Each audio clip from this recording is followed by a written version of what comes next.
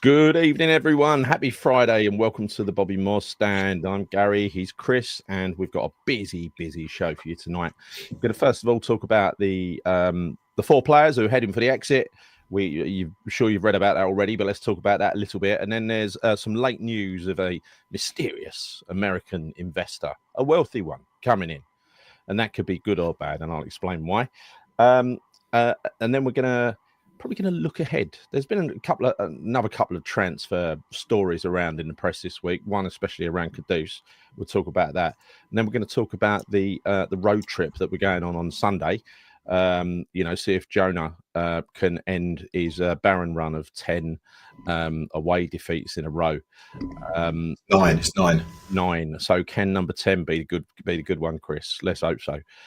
Because I'm going to give up on you if that ain't, I've done everything I could, Chris. I've done everything I could to lay the foundations for a win on Sunday. How are you anyway, Chris? Yeah, I'm all right. I feel like a bit of pressure now for Sunday's game. Yeah. But yeah, what can I say, mate? I think I don't know. I don't know what I fucking think anymore. It's just bad luck, mate. It's just really bad luck. And what can I say? It's been bad luck. It's been a bad season. I've been awfully bad on the road, as have West Ham. So, yeah, hopefully this weekend will change. But you buy tickets in good faith, expecting to see something in return, and you've just been shortchanged 9 times. So let's hope number 10 is a little bit better. Being nice around it anyway, that's a good thing. So, it's got to change, mate. I'm also going to Ipswich away as well. So I'm going to all the games now between now and the end of the season. So, yeah, I'm really hoping that we can get an away win before the season ends. Well, personally, for me, I'd like to get an away win. I really would. I'd like you to get an away win. I deserve it, don't I? You do. All those miles you've put in, it's demoralising. It's demoralising, especially getting absolutely smashed twice away at Liverpool, which is a long away trip, isn't it? Yeah. Oh, yeah. Very long. But hey, look, it's nothing in comparison to the real away fans that go to every single away game. I don't do that, unfortunately, yet. But yeah, those boys of Christ Almighty. I mean, they really put the miles in, didn't they? They really did. So I don't feel so bad. It's just unfortunate I've just not seen a win.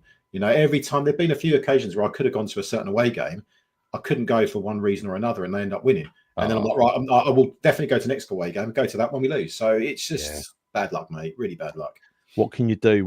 Hello, everybody in the chat, and hello, everybody watching. By the way, we're going to be doing lots of we're going to up the ante a little bit. We're going to start doing lots and lots of transfer shows. Going to try and present them in a slightly different way, but going to probably do whenever there's news. We're going to report it, so that will probably be almost every day, unless it's just recycling the same garbage. In which case, we won't do that. Draw the line at that. I'm not doing the same story twice, but whenever there's something new to report, we'll get on and talk about it, either me or Chris. So on that happy note, if you haven't subscribed yet to the channel, please, could you subscribe to the channel, The Bobby Moore Stand on YouTube. Hit the bell notification icon so you're reminded of future shows, and give the video a like. Please give the video a like. Even if you've subscribed already, give the video a like. That would be very nice. Doesn't take much. You just need to go and click. Yeah. Right, onwards. So we've got 4 players out. Now, one of these surprised me. This was confirmed by West Ham earlier. A combined age of 137 or 39 years in Lucas Fabianski, Danny Ings, Cresswell, and Vladimir Soufal are all not going to have their contracts renewed. Now, I'm not surprised about 3 of them, but I'm quite surprised about Cresswell. Are you, Chris? No, I'm not. I'm not, because I've heard various rumours that he was going to leave anyway at the end of the season. I think I told you already. My understanding is that he wanted to move back up north again with his family. How true that is, I don't know. But I did hear that he was on the verge of leaving at the beginning of last season, right? But we held. He was trying to get a move then, wasn't he? Either trying to get a move or Wolves were interested in him. I think it was Wolves, wasn't it? Around the same time as Yeah, I think so. But I think he wanted to move up north anyway. So I'm not overly surprised in that respect. But I think also, like, at the end of the day, mate, he's been here 11 seasons. Well, it's 11 years. He's been here 11 years. He joined in 2014, didn't he? I remember. A good servant. Oh, he's been an incredible servant. Love Cresswell. He's been such a. I mean, what a great signing he's been for us to be at West Ham for that long. Yeah. Play that many games for us. He's been exceptional. I mean, to stay at one club for that long. I mean, I know we're a bit different to most clubs. We kind of like holding on to players, don't we? Which we spoke about earlier. Way too long.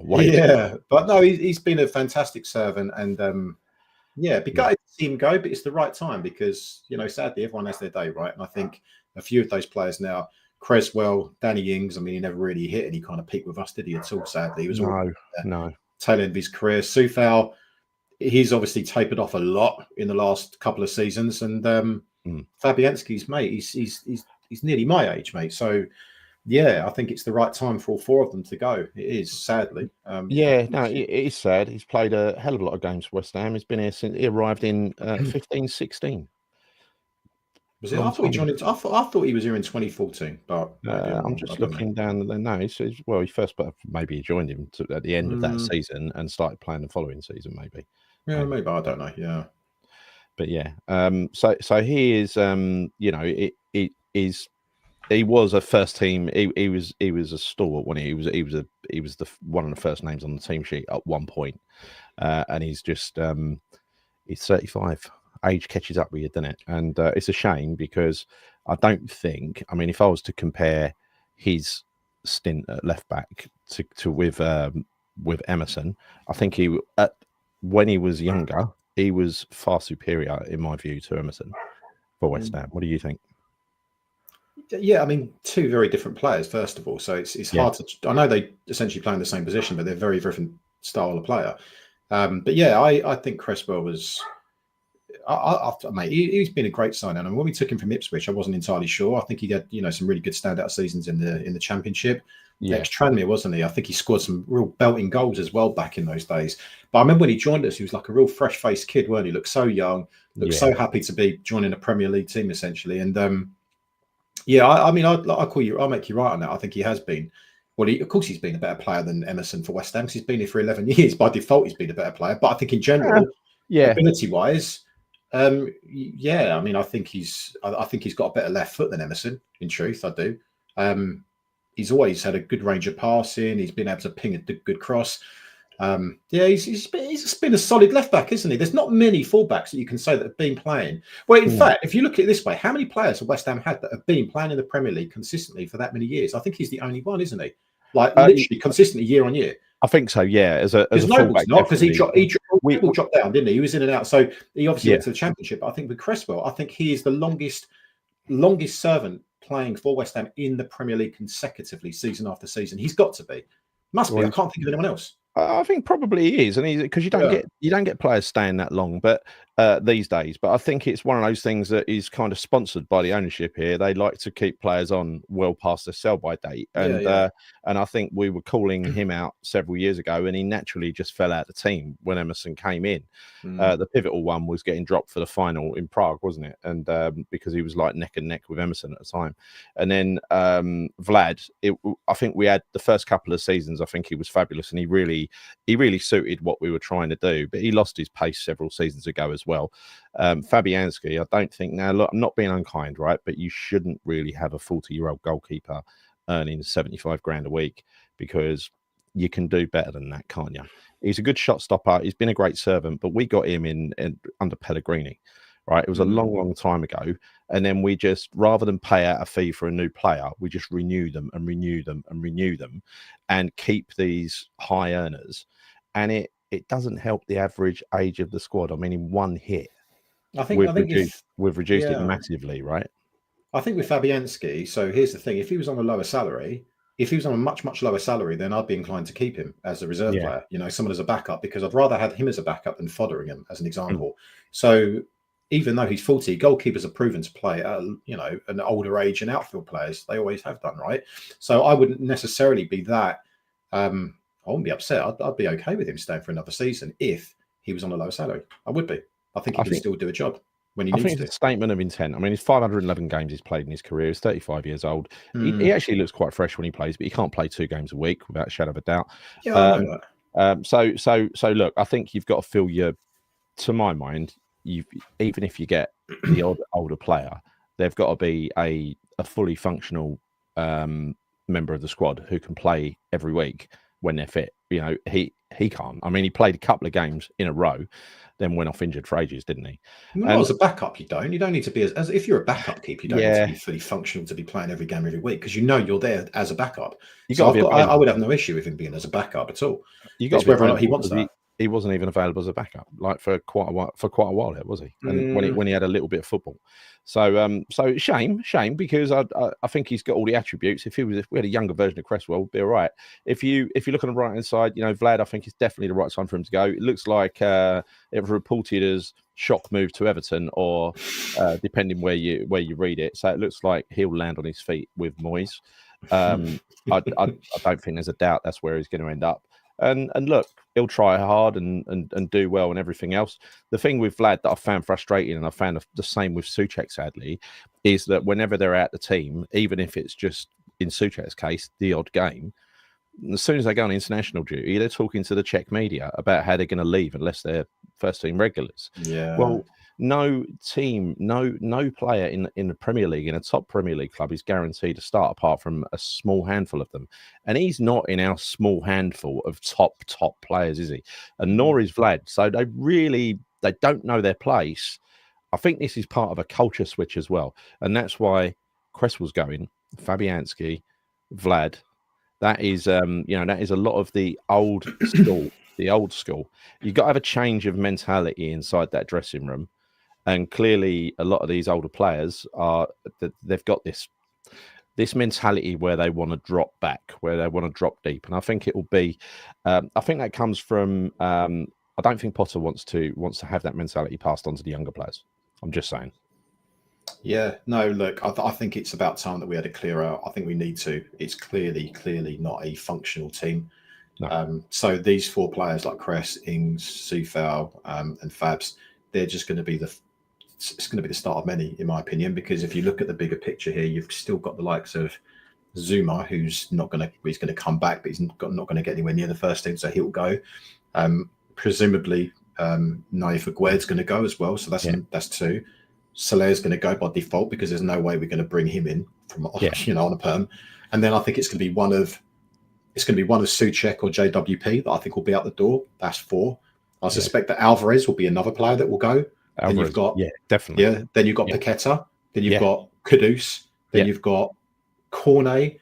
You've got Guido Rodriguez and Evan Ferguson. So you're talking 10 more players. Realistically, that could go out the door. And that sounds crazy. That's an insane amount of players that you're going to leave one club. And you're talking a lot, and not. A lot of those players aren't even fringe players. They're in and around the first team.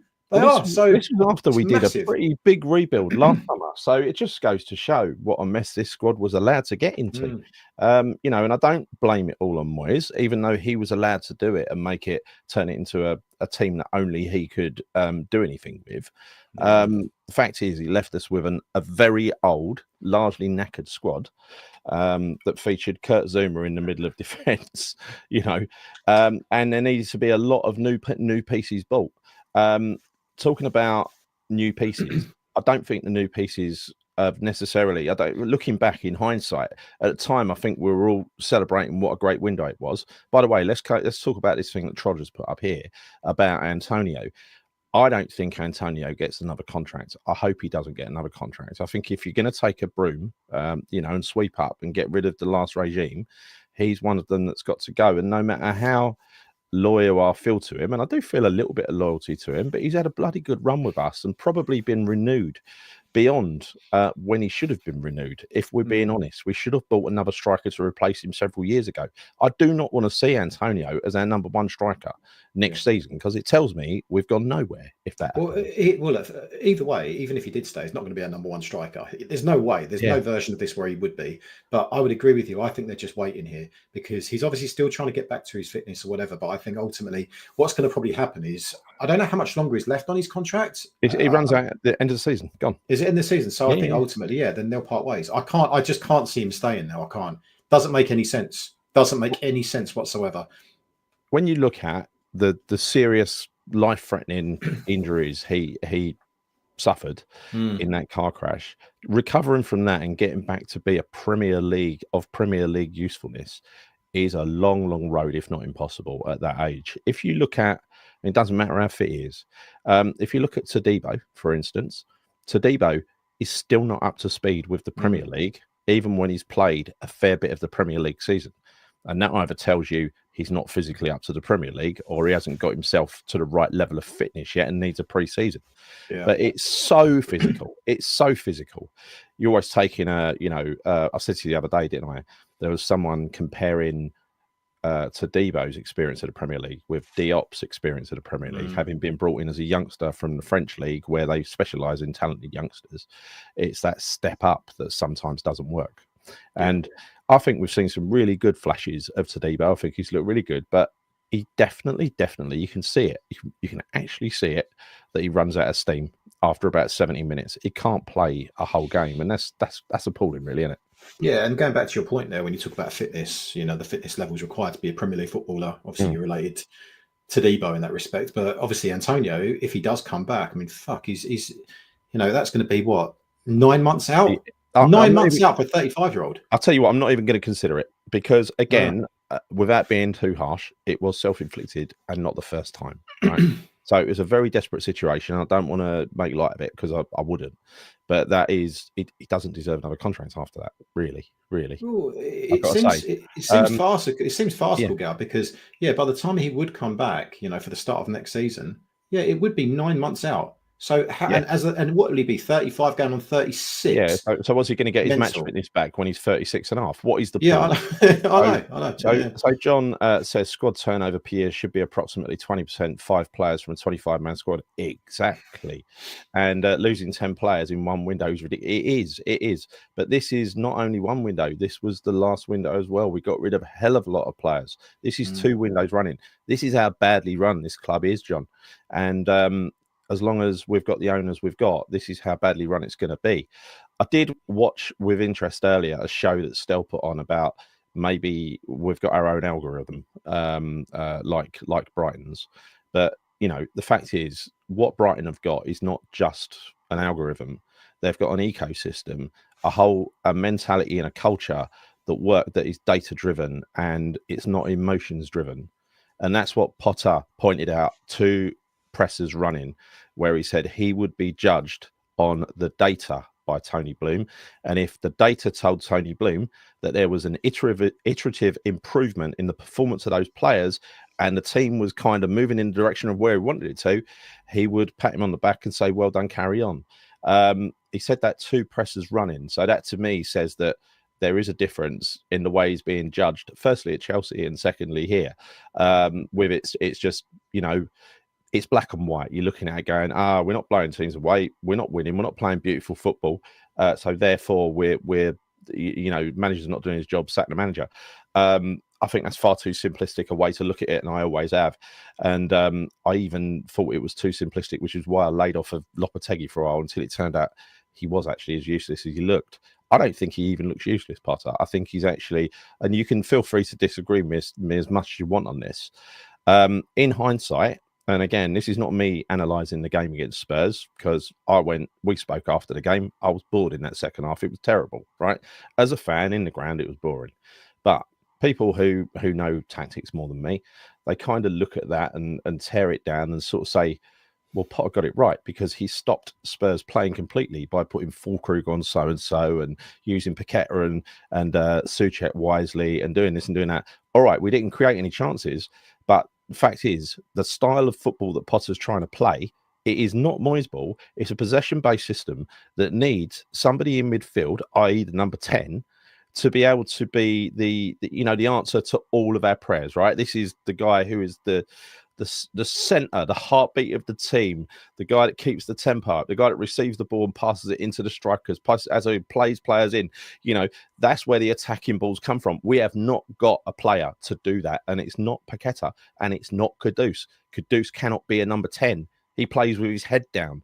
I've said this ever since I had Jim Grant on earlier in the season, who pointed this out to me. And I've been looking at him ever since. He plays with his head down. How the fuck is he going to find a pass if he's playing with his head down? He's a winger. So we've got 2 right wingers on the pitch who are more suited to the counter-attacking football, where they run into lovely open spaces, rather than having a load of players in front of them that they've got to run through. You only got room for one of them, and that one is going to be Bowen. That's why we ain't going to miss Kudus when he goes. I'm telling you now. Yeah, no, I mean, a lot to take in what you just said, but I think going back to your point around the Spurs game, I think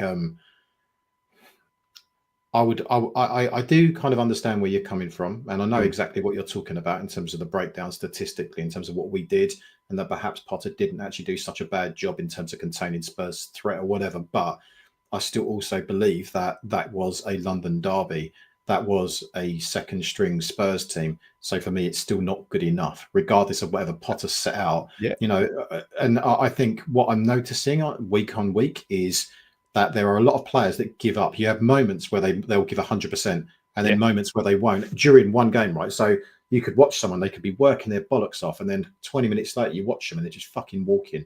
You know, and this is the problem. There's no consistency of playing at 100% every single game. And so I think when we played Spurs, and that's not, I'm not really totally subscribing to that, you know, we did a good job in containing Spurs threats, because ultimately I don't think they really had too many threats. They've got but how much of that was because of us? Yeah, but fucking hell, Gal, like you've got Richarlison, who's a pile of dog shite. You know, they're not playing Brennan Johnson, they're not playing Son, they've not got James Maddison. So really, how many real threats do they have?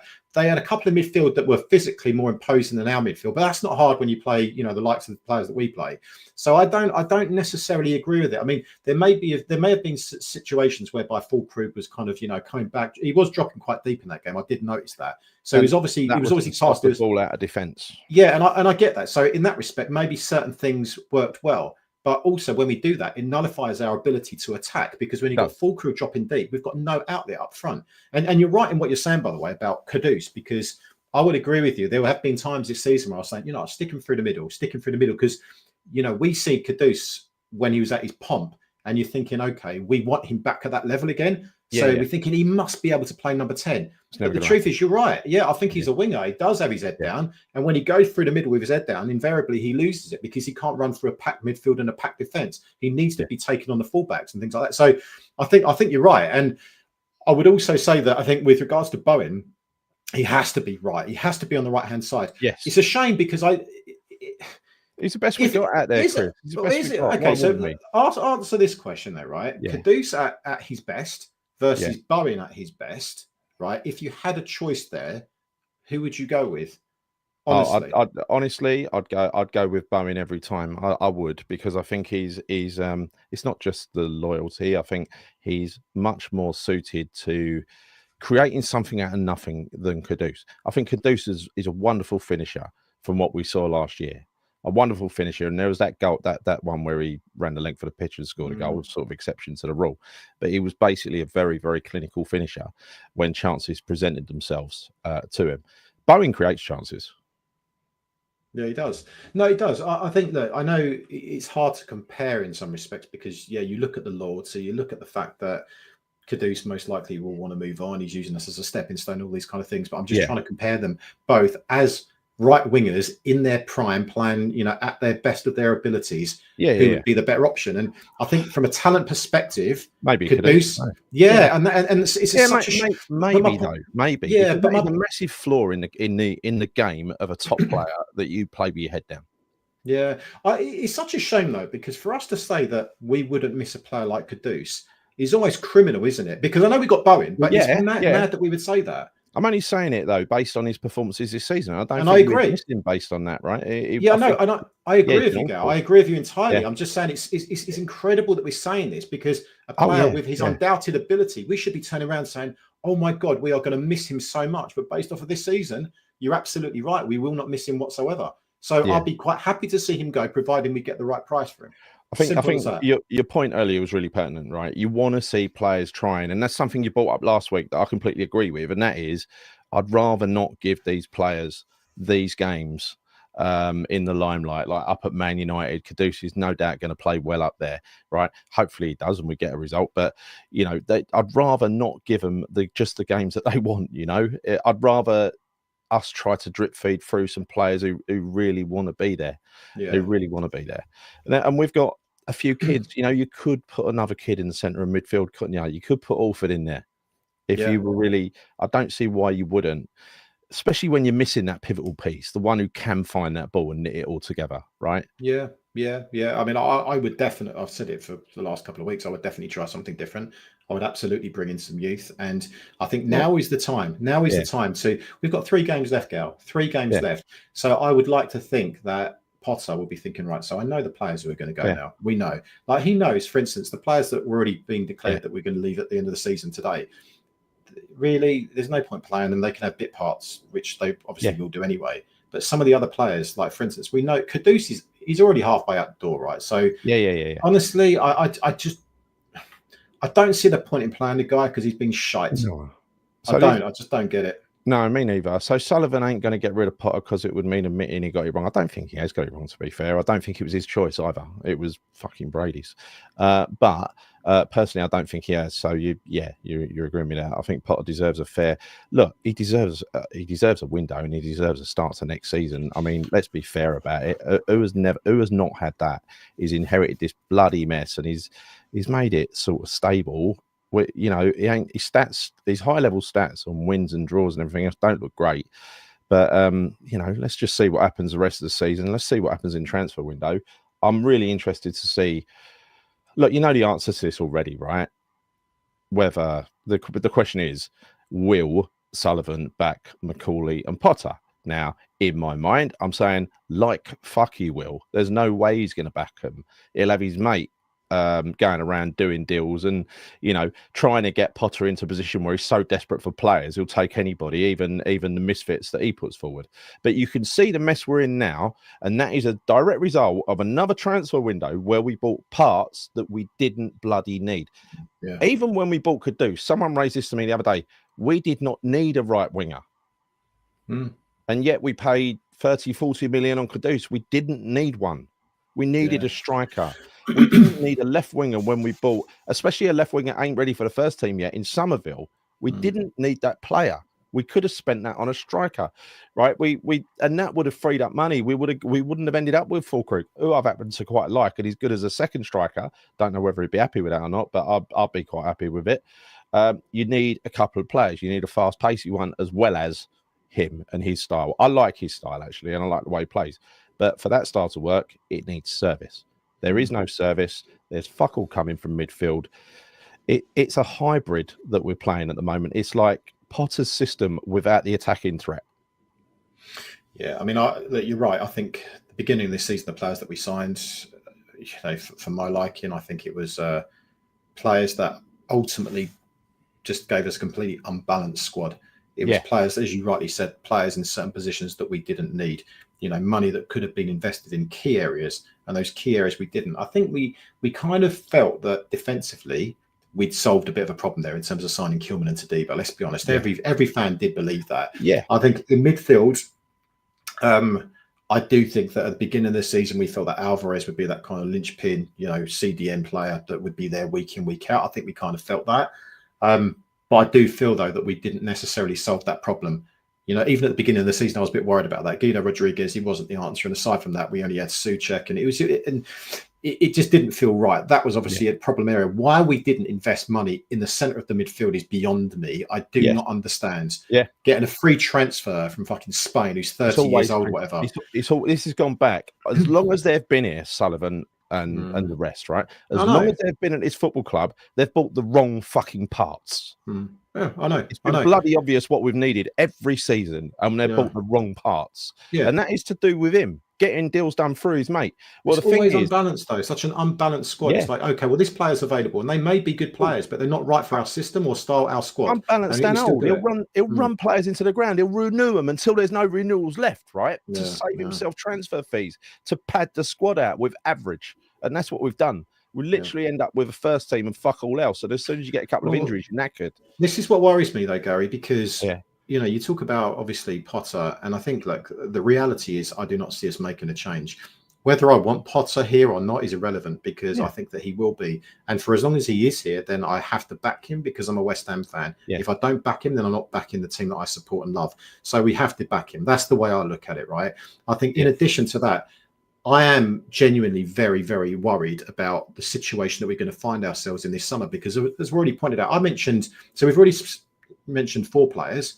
I've mentioned a list of 10 other players. I forgot about Antonio. That's 11. That's 15 players, right? Yeah, I know. So for that kind of turnaround, to bring in that many new players going back to your point, will Sullivan back Potter? I think he has to, because we haven't got enough players. He has to throw money at him, because we're screwed otherwise. This is probably, I would say, arguably, this is probably one of the most significant times in our more recent history for West Ham, because if we do not get this right in this summer window, we will see ourselves get relegated next season. Honestly, I really believe. I hate saying it, but it's true. Because you look what's left. Look what's left after we talk about those 15 players that realistically could go. We're screwed. No. We are so screwed. So we can't afford to take risky signings. We can't afford to take young players from Brazil. We need to get players that are Premier League ready, that can go straight into that team and know the system. Totally. We were having this conversation before the game, right? There's no doubt in my mind that Potter finishes this season, he gets a transfer window and he gets a chance to do what he wants next year. No doubt the people who want him out are going to carry on hassling him, no matter how good or bad he does, whatever, right? Are they somehow deluding themselves to think that someone can come in, no matter how big a profile they are, if we're on our arse and getting relegated by next Christmas? I'm telling you, we're getting relegated, because there is no way we're going to make a load of signings in January, because there might be, if we get this window wrong, we are fucked, right? Properly fucked. This is so pivotal. It's so pivotal. And there are some great, there's no way that can be turned around. If we find ourselves in the bottom three at Christmas and, everyone's on the manager's back and he's going nowhere, and he decides eventually to do a change halfway through the transfer window, we're going down. I'm telling you. So there's a lot of really good comments here, and I want to go through a few of them. So, all the problem is Sullivan is going to be it's going to get the players as always. Well, that's the worry, isn't it? It'll be a disaster. Yeah, that's what I expect. Agree, Gazama. Randy says issue with getting rid of Potter is no break clause. Well, I don't think it really deserves to go, to be honest. I don't think it's a case of having a break clause or not. Why would you fire him even if there was a break clause? I don't know. What would you do? Bring someone else in and get them to immediately pick up the value of squad? Who's it going to be? Sean Dyche? Don't forget, it's Sullivan hiring, not you. Right? You ain't going to get the glamorous foreigner, no matter how much you ask for it. It ain't happening. I mean, I'll take Iraola tomorrow, right? But there's no chance he's going to join West Ham. He'll end up at Spurs. You'd have to pay for him. You'd have to pay for him, right? You really would. And yes, actions speak louder than words. Fucking Sullivan needs to support this regime, not hinder it, because it's the most important rebuild ever, right? Yeah. I really don't think they're going to get in any way backed. I'm prepared to be wrong on that. I don't think I will be, but I'm prepared to be wrong. There's a few things I want to pick up on here. Sorry, Gal, how can you think that he won't be backed when you look at how decimated our squad's going to be? Well, because I think Sullivan's just in a little world of his own. He thinks he's the dog's bollocks, and he'll just be listening to his mate who's whispering in his ear. That's what it is. But we have to sign players, Gary. We have to sign players. Yeah. I think some of our players have been harsh. Says Whatty Fap, yeah, whatever. Been harsh on Potter. Quite frankly, same fans are saying they think Amorim would be successful. I think, and someone else has put a comment in here about Amorim. I think it was Trudge actually, who said they've both walked into Amorim and Potter. They've both walked into the same situation: a mad fucking dressing room needing players of their own, and that's absolutely right. And the way I see it, because Amorim ain't a bad manager. He looks fucking clueless. He ain't a bad man. All right, he's got them to a Europa League final, but it's Man United, don't forget. Look at who they're playing against, right? They've half won a game before they step on the pitch in Europe in that competition. It'd be different against Spurs, I suspect. Ooh, hope not. I doubt it. That's just a really shit final, isn't it? Two crap teams. It is. We will remember all of those players fondly, I would say. They've all been good servants, but the point from earlier is they shouldn't have been servants for that long, really. I mean, it's ridiculous. It's ridiculous. We don't want, someone else put a comment in there about, here we go, Mark Pendleton, no more big time Charlies. No, get the attitude right. We need to hire people with the right attitude. Let's hope that Evan Ferguson is the last mistake to that extent. But there are a number. I put a poll in on the YouTube community the other day about who we should get rid of. And I put Alvarez in my number one group to get rid of. It's very difficult to do this in a poll, but someone's responded, I'd rather get rid of Potter than Alvarez. It's just like, really? He's fallen out with 3 successive managers. The fact that you don't like them. Yeah, but hold up, has he though? That's Like, has he really? I don't know. I don't know. I mean, like, yeah. so the situation at the moment, apparently he's had an injection in his back, so maybe he has been out for a couple of games. You know, apparently he's back for the game. You know, on Sunday. That's what Potter said. Rumors of fighting in the dressing room the other day. Well, but there's always fucking rumors going around, and then you talk about Alvarez having a fallout with Moisey, but they're they were cuddling each other. So I don't know what to believe in anymore of all this gossip. Reported in the Athletic, though, so it's usually it's a decent source. It was an insider at the club told whoever it was about fighting in the dressing room. Didn't call any names, but I think it's it's one of those things. My last point in that game last Saturday is right. I would have liked to have seen him gone for it at the end. Right, we all would in the ground because it's Spurs. You want to try and beat them, put them to the sword. But if you're the manager and you've just been beaten a load of times in the last few minutes of a game, would you really put your neck on the block like that and throw a load of players on and really go for it, risking a counter-attack goal, which is the only thing Spurs are any good at? Yeah, maybe. But maybe I just think from the offset, from the get-go, we should have had a bit of a different game plan, in my opinion. I wanted to see a bit more fight, a bit more spirit, a bit more endeavour from the players, and I didn't see it. So I don't really care about the last 10 minutes. I believe, I'm talking about this from minute one. And I didn't really see it now. So no, I agree, Chris. So this thing here, this one here from Trudge about who rated Pellegrini. Pellegrini was sacked too soon, right? They wanted to get their man Moyes in, and the same as Bilic was sacked too soon as well. He wouldn't have got us relegated, Pellegrini. He was past his best, but he weren't going to get us relegated. It was just ridiculous. They just wanted to change. They wanted it to be back in their control, which it was for several years, so that Sullivan can get his hands dirty again in the transfer market. That's my belief. That was the last time he lost control before Tim, wasn't it? Because it was Pellegrini and his son doing the business. Don't forget the leaving present that Pellegrini gave West Ham, and this is from Rice's mouth himself. It was Pellegrini who created Declan Rice. He put him in the team. He didn't do that well. He wanted to go on loan. He said, "You're not going on loan. I'm going to persevere with you and put you back in." He didn't drop him. Yeah, right? I remember that. Moyes doesn't. No, I think he did drop him, and then he dropped him. But when he dropped him, he asked to move Declan Rice. He asked for a loan, and Pellegrini said, "No, you're not going on loan because I'm going to use you." Yeah, put him back in, and then he matured like a fine wine, right? And then, not being horrible, mate. But okay. So what, we crediting Pellegrini for spotting the fact that Declan Rice is a world-class player in the making? Well, no. But he was the one that moved him from centre half into centre mid. Well, okay, all right. A big change, isn't it? A big change. I mean, it might be obvious to you and me now, but it weren't obvious then. He was a centre half, and you remember he ducked under the ball against Arsenal and got dropped. You remember that? Yeah, I mean, I know that he played him there, but I'm convinced that Slaven Bilic played him there as well when he made his debut for West Ham. No, he didn't. No. He played against Burnley, didn't he? He came as a sub against Burnley. The bloke that put him in central midfield out of Declan Rice's own mouth was Pellegrini, not Bilic.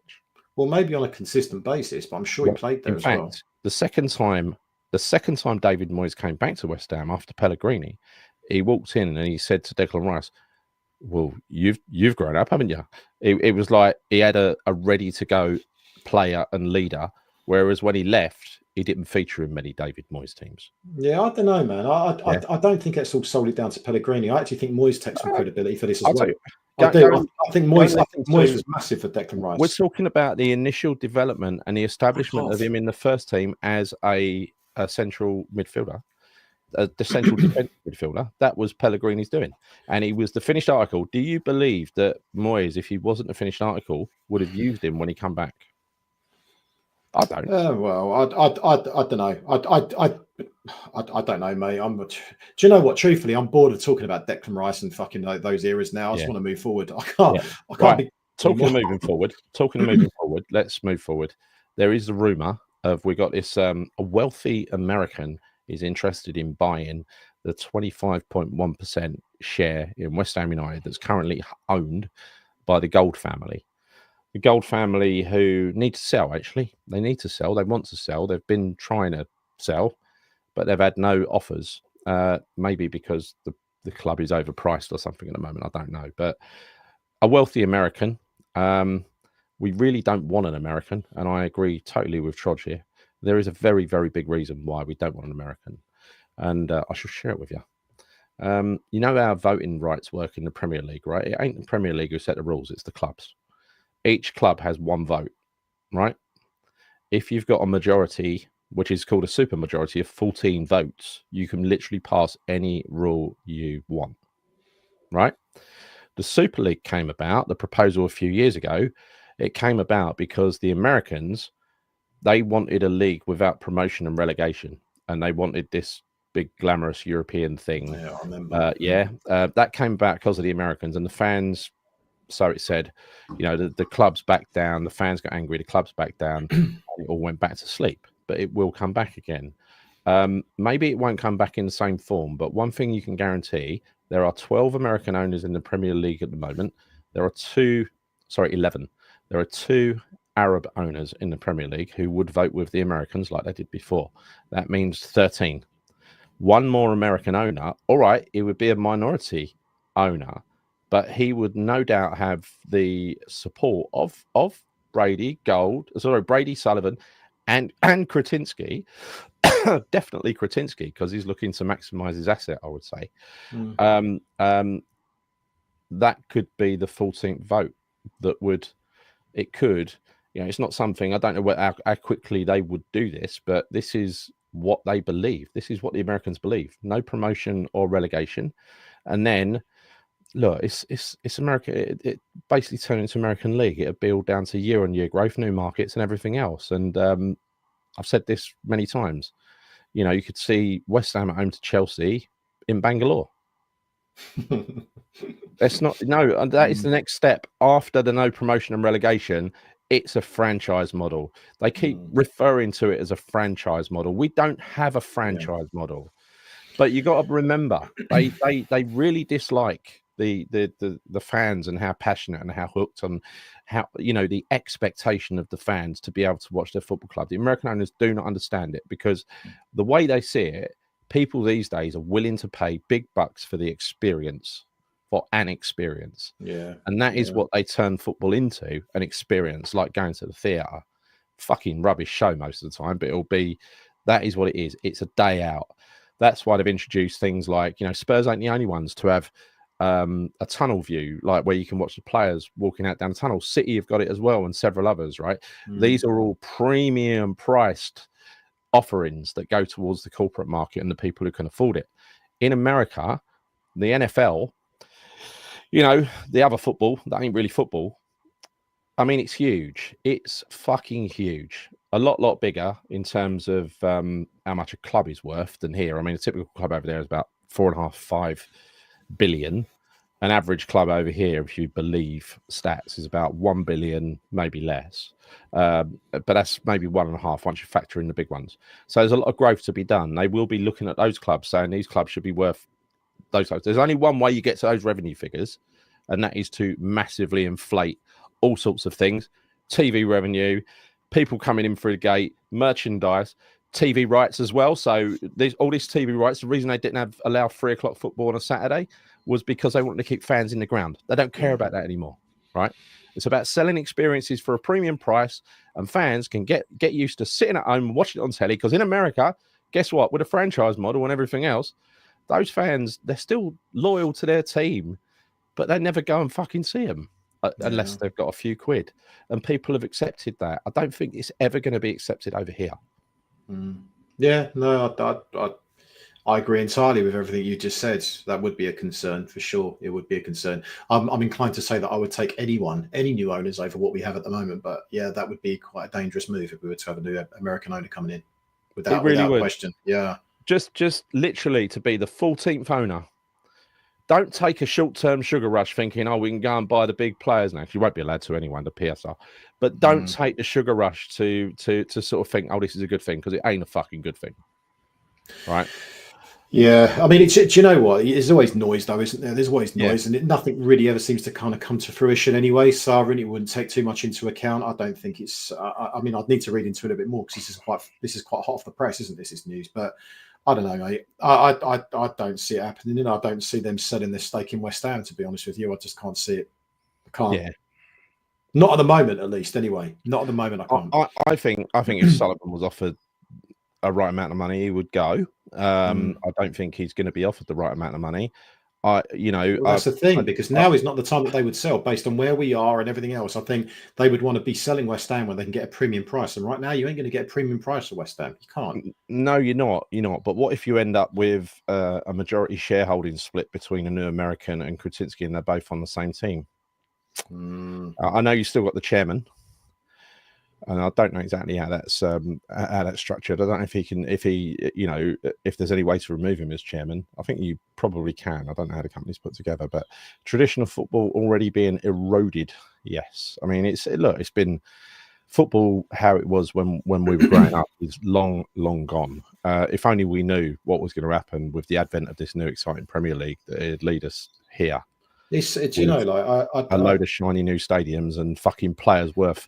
Because you know what's gone up? The TV revenue's gone up. But you know what's gone up in line with TV revenue, Chris? Fucking player salaries. Oh God, mate. That's the best. I mean, for me, fundamentally, one of the biggest problems going.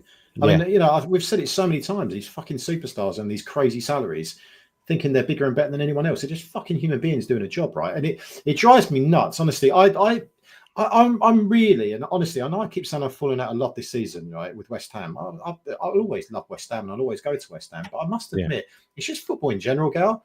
The other day when I did the vlog, right, it's funny because one of my friends watched it and he called me up and he said, Chris, when you were filming in the stadium, you did one bit where you flipped the camera around and you were filming behind you, and I was like, yeah. And he goes, did you see behind you, like? And I was like, no.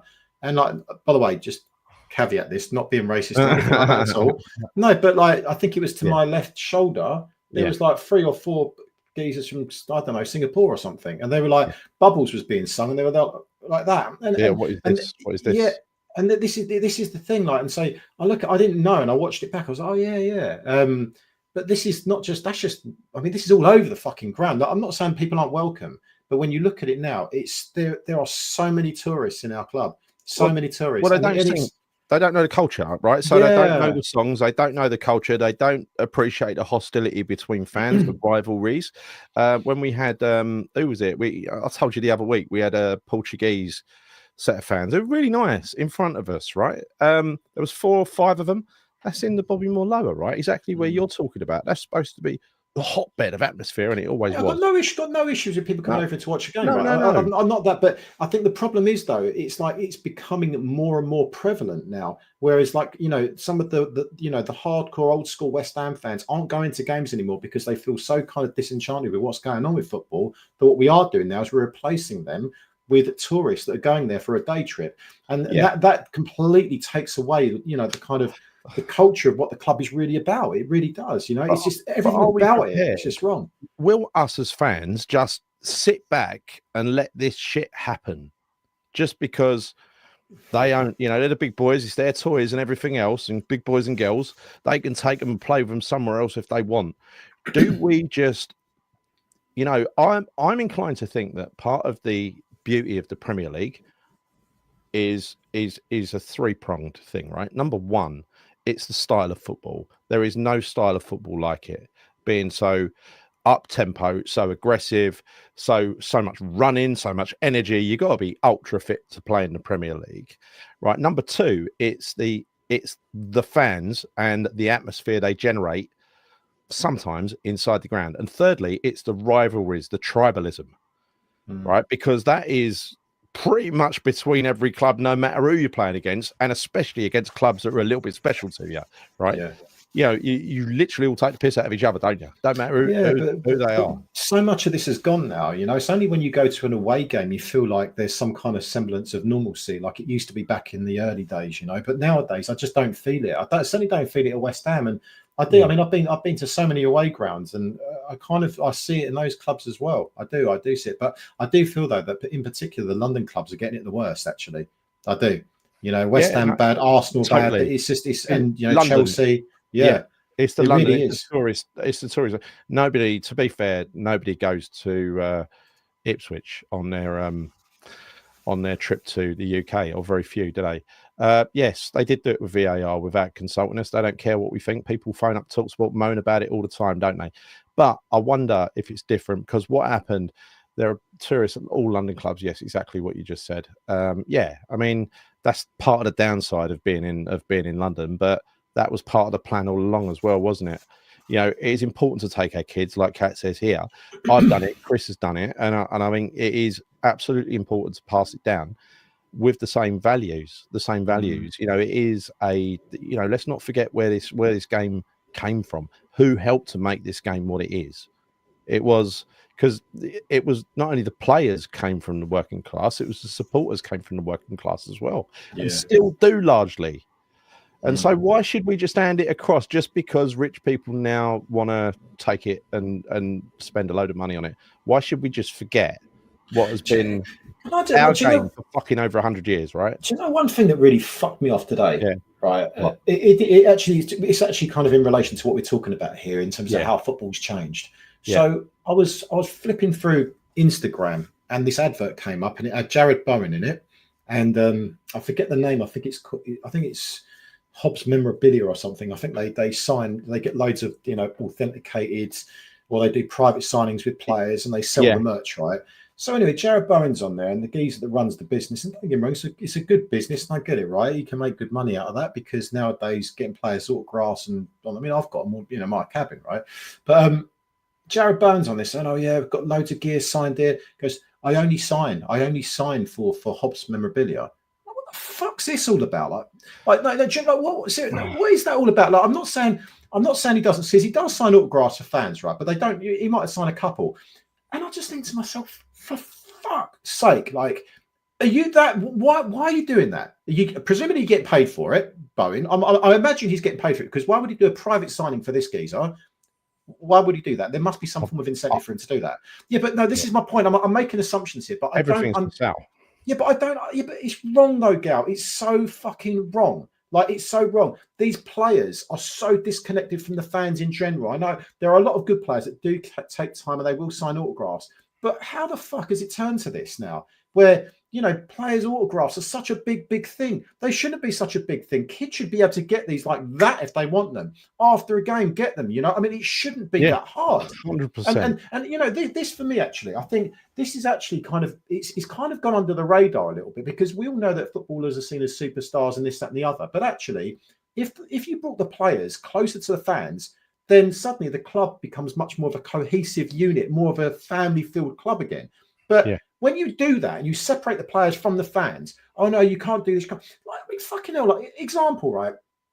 When you pay as a, you can pay to go to as a kid to be a mascot or whatever, right? Which is fuck knows how much, ridiculous amount of money. And then when the players come in off the coach, there's a big fucking barrier that separates the players from the little kids there to sign their autographs. It's like, what's your fucking barrier? I mean, it's so strict nowadays. It's just, this is not what I'm used to. How is it that back in the day it was fine? Like, it was fine back in the day. You didn't have to have all of these. It just annoys me. And what's the biggest reason for this is money. It's created all of these problems. 100%. It does make me so angry, because I remember I was lucky. I was privileged as a kid that I could hang around the players. I'd see them all the time. I'd go to the training ground. You'd be able to do it. You go to games. After the games, they come out, you speak to them. You could sit down by the, the West Lower, by the dugout, and you talk to the players. It was completely normal. And that's the way it should be, because we're a fucking family club, Gav. We're a family club. Wasn't that long ago that was a thing? We're a family. Are we really a family club anymore? When you look at that, are we? Like, we're not we used to be, are we, though? That's what Kat said there. Waiting outside, her son was really upset when she found out you can't wait outside anymore. Yeah, it was a thing. It was a big thing, And what you just said, I mean, I remember going down there with I don't know when it was, when Ross and Reese were quite young. They were about 11 maybe, and there was a open training session at Upton Park, and we went down there, like Ginger and people like that. They were just all mixing with the kids, signing autographs and everything afterwards. It was brilliant, right? Really brilliant. That long ago, mate. It really wasn't. I mean, actually, do you know? Yeah, I mean, I think when we used to play train over at Chapel Heath, that was fine. But I think they did stop at one point. I wasn't going down there at this point anyway. I only went down there when I was a kid bunking off school. But my point being is, even after the games, like when we're at Upton Park, for instance, they'd come out, you'd have the metal gate, the players would still come over and they'd talk to the fans. Now the players just want to fuck off after the game. Typically, most of them do. And also, here's another thing that really winds me up. Have you seen some of the players' autographs nowadays, Gal? Like, is there, Chris? There's no imagination. Right. I had Jared Bowen's. I've got Jared Bowen's shirt behind me there, right? Yeah. The autograph is like, he used to have a longer autograph, right? Now it's just, I'll tell you the worst one I've seen yet at West Ham is Soufal. It is literally that. It's like, honestly, it's like you couldn't make it up. And I think, what the fuck?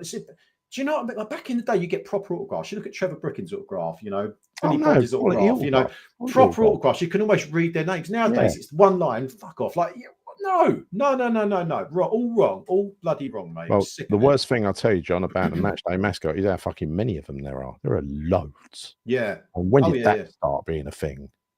You know, I don't know. It's like Chris says here. Sorry, not Chris, Claire, getting you all mixed up. Moving to the London Stadium ruined West Ham. Yeah, I think it kind of did. I don't care what anyone says. We've lost way more than we gained. We've gained fuck all, other than 20,000 tourists, 25,000 tourists. We've got a lovely big crowd of, you know, it started out as a lovely big crowd of largely West Ham fans, but even to begin with, there were a load of tourists and people reselling their seats. They bought them because they were so cheap, right? But I'm just, you know, oh, here we go. Robert. Look him up, Chris. Kotick. Yeah, is the American investor. Who's he? Let's find out what kind of disaster he is. Only sign players with good attitude and a decent signature. Exactly. In future, when they sign their contract, if it's a shit signature, tear it up. So it's null and void. Isn't that right, Chris? Absolutely. Yeah. If they start signing that contract, then it shows a lack of commitment already, doesn't it? Let's face it. It does, mate. Robert Kotick, an American businessman who served as the CEO of Activision and its predecessor, Activision. Yeah. He became CEO. He's into computer games and stuff. Was he the one who said that? Is Activision still going as a software company? I don't know, mate. And Vivendi Games during the late noughties. Right. He served on several boards, including Coca-Cola from 2012 to 2022, and Yahoo. Well, that did well, didn't it? Another good one, yeah. Again, he didn't also have big shares in Blockbuster at one point, did he?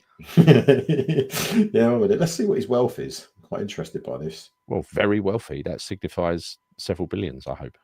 Well, let's see. It's not unusual to have billionaires in America, is it? Oh, right. Activision from Call of Duty franchise. Right. Okay. There you go. See, it's been so long since I took any notice of video games at all. My son knows a lot more about them than I do. Yeah. World of Warcraft. Oh, he destroyed World of Warcraft. He's got a net worth of 600 million US. That's fuck all. Well, he's going to make a difference, isn't he? He's going to make a difference. It sounds like a stooge. But then another one is American businessman Bobby Kotick. So I'm assuming that's the same person, right? Yeah. His name's Robert Kotick. It says here that he's got a net worth of 7 billion. But then above here it says 7 billion. But then on another one it says he's got a net worth of 600 million. So I had slight disparity there between the two numbers. Yeah. I don't know. But honestly, I'm not looking too much into this. I'm not. Activision says Trojan, notorious with games. And then we've got Ironbrew Iniesta says, Activision used to own Call of Duty, a game known for ripping off their player base with a terrible products and pure greed, selling skins and guns, etc. Right. It fit him perfectly. It fit him beautifully with that board. You know, we'll sell everybody their own emoticon or something, you know. Nothing will surprise me in terms of. Sounds like a big fat. No, talking of big fat Chris, Big Fat Frank's Coventry are playing tonight, aren't they? In the playoffs, yeah. I don't know, mate. I watch most football, but no. Let's go back to what else did we have to talk about? Oh yeah, Kudus. Apparently, we got a cheeky little 50 million offer to Tessa Walter from Arsenal earlier in the week. They can fuck off. 50 million, yeah. I mean, honestly, I'd rather sell him for less to another club. I couldn't bear to see him at Arsenal. That would just make me feel sick. I would be repulsed to see him in an Arsenal shirt. But, you know, unfortunately, I see probably that maybe one of two clubs as being a real viable option, and that probably would be Arsenal and also Liverpool. Yeah, I think either of those two teams. I'm being attacked again. I've got mosquitoes in here. This is awful. I need to sort this out. What's your problem at, Chris? I thought they weren't. I don't know where they're coming from. You just whinge every time you come on. You know what I mean? You got to sort it out. I'm getting bitten to shit, mate. That's probably the problem. Sell us a new strip, new digital strip every month. A load of ones and zeros for money. Perhaps we can pay in Bitcoin or Ethereum or something. You never know. Yeah. It was sad that Bristol lost 3-0 to Sheffield. Oh yeah, that's a shame. That's a shame. They have other priorities.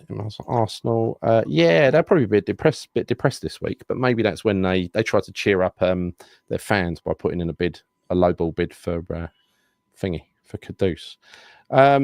Chris, I told you last time. I can't remember what that was, Claire. What was that? She told you what to do, What did you and tell you me? ignored her. Citronella, Chris. Get some citronella. That's very true, actually.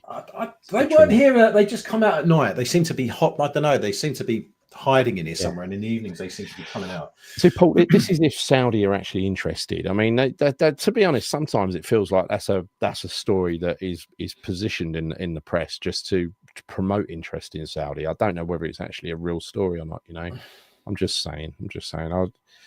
Everyone hopes it is, and that we get a lot of money. What's this say? Well, you're correct, Glenn, but when your actual product is always broken and ruined by servers and hackers, it's a bit greedy, so there's more shite, is it not? Yeah, honestly, he sounds like the perfect candidate. He's going to love our board. Going to love our board. Let's rip off those customers. Let's rip off those customers, fans, not customers. Well, no, customers. Sod off, Bodger. I just saw your comment. Maybe you smell, Chris. You said maybe I smell. No, do you know one thing I would say? I always make sure I smell very nice. Actually, I'm wearing Tom Ford today, so I always make sure I smell nice. So maybe they're attracted to fragrant. Fragrant. That's what it is. That could be it. That could well be it. Yeah. Right. Okay. So what else have we got? No, that is about it. I think that's everything. We've got the Man United thing on Sunday. Let's just talk about that very briefly. Apparently, Amarim's going to make a load of changes. I don't think he's got a load of changes to make, to be honest. But rumours are that Mason Mount, our old foe, might be leading the line for Man United. Well, he's back, isn't he? He scored a double, didn't he, last night? So I think that they're not going to play their strongest team because obviously they played on Thursday. So I would imagine they would probably drop a few of those players. But that being said, I think this result actually that they had last night, it's no good for us because obviously that does. They're going to be no. Yeah, but I just said they're not going to play the same 11, are they? They're going to make some changes, but I think as a club in general, I think what they will be now is they're going to be buzzing off the back of that. They've now got themselves to European final off of a very, very poor season, an incredibly poor season. So I think actually this is probably the worst time to play United. It would have been better to have played them the other week when they're playing like Brentford, I think they lost against Brentford, didn't they? Yeah. So yeah, it's not the ideal time. It's not. You know but what? Yeah. Go on. We've got a full strength team, pretty much, haven't we? Who have we got out? It's only Somerville. Who else have we got injured? I can't think of anyone maybe else. Alvarez. Don't know if he'll be coming back. He wants to move to Man United, so he'll be playing in full force. He'll have a stormer. Yeah, no, he'll play really well. But no, so I think we've got a full strength team. I don't know. I'm looking forward to it. I am looking forward to it regardless. Pink Monster. It's a delicious brand. I think. What was I going to say? I went to Man United a few months ago in the posh seats and watched them against Ipswich. They were shit. I mean, proper shit. Onana, what a joke of a goalkeeper. We think we've got problems. Dear God, he's terrible. He made 2 hellish mistakes that night. It was so funny. We were back at the Stretford end. They're all fucking and blinded in front of us, and we're just laughing to ourselves. If it wasn't for Ipswich not being able to defend a set piece, they would have lost. They were that bad. They literally could not break Ipswich down. So I don't really fear them. I got to be honest. I didn't realise how bad they were. They were bad. But Gary, bearing in mind, so I think they've got now 11 days until their final against Spurs. So you have to look at this and think, well, for if you're a Man United player, you are going to be wanting to play for a place in that 11 for that game. So the next 2 games for them. So I think they've got West Ham and I think they've got Chelsea next. I think they've got Chelsea next Friday, I think. So with that in mind, they will want to play well. They absolutely will do.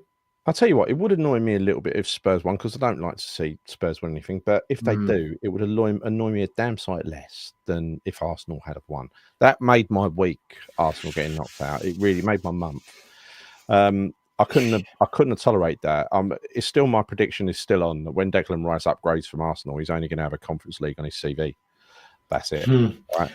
You know how I felt this week, right? With that, because I watched that game. I was actually really looking forward to it, and I'm going to put. I know a lot of my mates are Arsenal fans, and I fucking hate Arsenal. I really hate Arsenal so much Yeah. right now, primarily because of the fans, because I think they're so damn entitled. Yeah. I said this last week about AFTV and all that kind of stuff.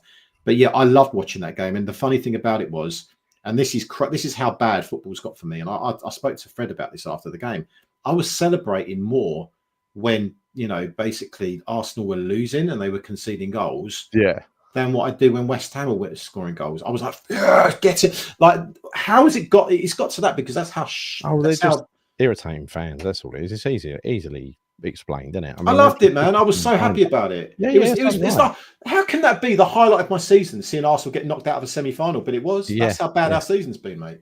It has. Yeah, I think the Spuds winning. I mean, funny this, isn't it? I don't want to see Spurs win. Last time they won the UEFA Cup, as it was back in 1982, was it? Maybe. I was actually wanting them to beat whoever they were playing against.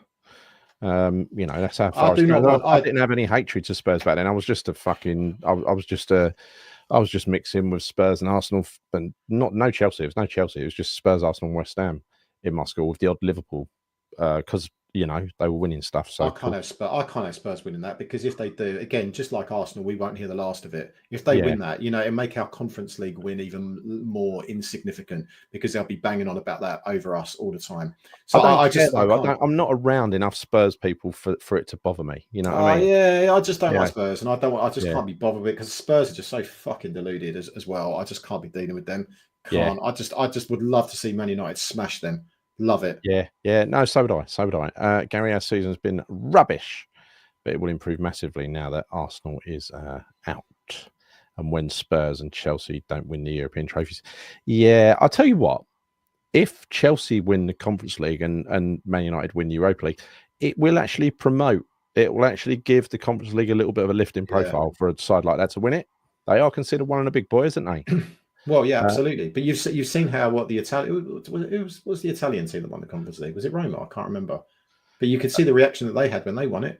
It's it means a lot, right? And this is the thing. And I think when it a lot that we beat Fiorentina.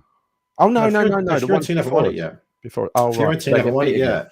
Who could win it? Pablo Fornals again. He's got to the final, isn't he? Oh, that'd be fantastic. Yeah, love to see him win it. Yeah, Pellegrini and Fornals. Yeah. Oh, and Adrian is also at Real Betis as well. 2 ex-West Ham players over there. I don't think Adrian plays much, mind you, but he's still part of the setup.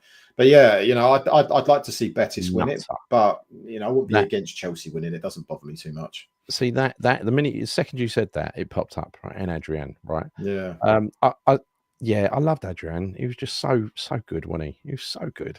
I think it's his personality, mate. I think ever since he did that moment, when he took that penalty against Everton, I think that was the moment when I was like, yeah, I like him. The Germans are the only league who have got their shit together with part fan ownership and cheap tickets and everything else. I'm jealous of the Germans. They've got it right. So look, I think we'll leave it there. I think I was going to read out the results of a survey, but it's very uninteresting, distinctly uninteresting. What's the survey? Oh no, it's just about who should leave, and I can't interpret my own poll. But anyway, look, please, we will be doing loads of transfer shows. Everything we've just sort of been taking it easy during the season because there ain't been much to talk about, but there is getting more and more stuff to talk about. But what we will do is every time there is a piece of news that's new news, we will put it out there. Pretty much, well, not straight away because we've got work to do, but we'll get it out there. Yeah. And we'll do that throughout the summer. Mixture of me and Chris. And so if you haven't subscribed to the channel, please subscribe to the channel. There'll be so much to talk about as well. There'll be so much to talk about. There's going to be tons to talk about, Chris. Tons. And I will. When you just talk about the exodus of people leaving, just goes to show that there's going to be incomings as well. So it's going to be a busy window. It will. We ain't going to recognise that team next year. I'm pretty sure about it. But it's just whether it all boils down to, like we said earlier, can we get the right parts? Fingers crossed, mate. Fingers crossed. I don't want to see us go and spend massive money on established stars. I want to see us pick up maybe one in the middle of the pitch. That'd do. I'll be all right with that. But as far as that side, I think there's value to be had elsewhere on the pitch. Said it before, mate. Let's try and dig out some players from the Championship. That's what I want to see. People that understand British football. I want to see that. People that have got a real point to prove, that will absolutely fight tooth and nail for that opportunity to play in the Premier League. That's what I want to see. I want to see Pablo Fornals win that final though. Score the winner. Yeah. Yeah. Love I'm Pablo. going to tune in for that now. I deeply love Pablo. So yeah, please subscribe. Please give this video a like if you wouldn't mind, and hit the bell notification icon. I'm going to be on with Stelios later, about 10 o'clock. It's a double header for me tonight. What's the time? How long have I got? Got to grab something. Another hour. Moonlighting, mate. Moonlighting. What are you doing? I'm playing away, Chris. I don't do it very often. I think last time I did it, the transfer window was still on. Yeah. That's how long ago it was. I might have to troll you in the chat then, mate, tonight. You do that, Chris. You do that. But, we won't be doing unless we get home at a silly time, and if we actually win on Sunday and we fly home and we get home in time to do a quick hour or something, we will. But otherwise, we'll leave it until early. I might do something in the car on the way back, maybe. Yeah. Maybe I'll do something like that. But yeah, especially if we lose, what's the fucking point in talking about it? So let's just let's not. I don't want to. I'm not going to desperately put a show out if we lose, right? I'm going to be knackered from all that drive. Yeah, no vlogging either. Can't be doing with vlogging either. No, not for this one. Not for this one. No. Stel's cartoons, funny that version 3. They're actually created by Andy Hammer from 6'2", who sent me a message just before that one went up today and said, "I hope you're all right with that one." Fucking hell. It was very funny. It was very funny. Very funny. It's very funny. Yeah, it was funny. But yeah, look, thanks very much, everybody. Thank you, Chris. I'll see you Sunday. Yes, and we'll see you all sometime soon. Thank you, Claire. Thank you, Bodger. See you later. Come on, you irons.